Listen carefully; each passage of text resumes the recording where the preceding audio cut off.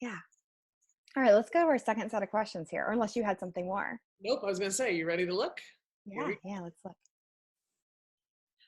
hmm This is big. This is Yeah. really big. These really seem to be questions about nervousness and fear of communicating with families who are under stress and duress, and it might be coming out at us. Or Mm. even if the parents aren't coming at us yet, we have the expectation that they might, and so we're creating a fear in ourselves. Katie, what do you think about that? think I think a big piece of that is to just um, recognize it for what it is. Last night I was on a different call actually through my gym, and one of the things that she was challenging us to do is say your fear, say it out loud. I am worried that parents are going to be angry with what I'm doing. Parents are going to judge what I'm doing.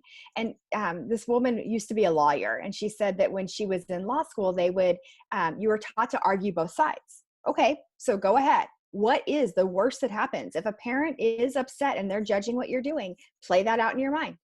Okay, now tell yourself that is just a story. What is the other story I can put in its place?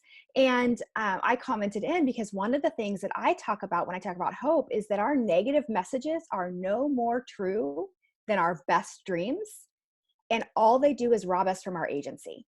And so, in that process, if I am thinking that the parents are going to judge me and I'm leading with that, there very well might be a parent who is stressed who comes at you right now.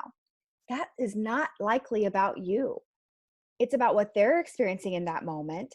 And so it's going to rob me of my agency to put my best foot forward if I'm thinking that I have to protect myself in all things. Yeah. So it's finding that balance in between, right? So it's thinking, okay, this could happen, and that's a story. They could absolutely love everything I do, and that's a story.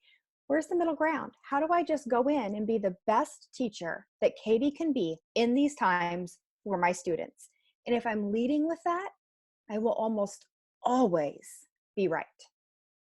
If I'm just trying to be the best I can be today for my kids, I'm going to be okay. And they will too. It's really big. Glad you said that. I like to think of parents too, and to wonder what it is they might be struggling with, and Mm. to look at things from outside of my lens and through their lens. And the first lens I'm going to look through is the lens of love for their kids from their eyes. Yeah. Some parents are going to criticize us because we're doing too much, Mhm. because they're already overwhelmed, and because they're not sure how to support their kid, maybe because they're busy and don't have time to support their kid, maybe they're sick themselves, maybe there's a million different reasons, but they're worried for their kid when they're coming at us from that direction. Maybe they're worried because we're not doing enough. Maybe they want more for their kids. And we've been told in education, less is more. So I'm not going to overwhelm. But this parent keeps coming at me saying, give me more. I need my kid to really. And you're thinking, maybe the kid doesn't need that. Ooh, hold on. We got a serious whirlwind going on in our head right there. Let's look at it from this point of view. What does the parent feel about their kid who they're around right now through a lens of love?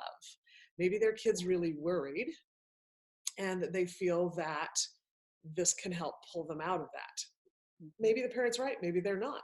It is the parent's right to ask for that. And maybe you feel overwhelmed. How can you get them more or different that's still going to be interesting and exciting, even if you don't think that it may be right for that kid? Ooh, I'm going to say that out loud. Maybe I, as the teacher, am disagreeing with what the parent wants for their kid when the kid is at home with the parent and I'm over here. Yeah. That's a hard place to be, but I'm going to have to default through the love through the parent's eyes. Yeah. I think a big piece here is remembering that all humans do well if they can. They Mm, all do well if they can. And so right now, I'm going to assume that every teacher across the nation is doing as well as they can, and every parent is doing as well as they can, and every child is doing as well as they can. And that in that, I have to give them grace for where they're at and be curious why might this happen right now? And how can I approach it in a way that honors the emotions they're having and help us move forward together as a team? We've never needed to be more of a team than we are right now.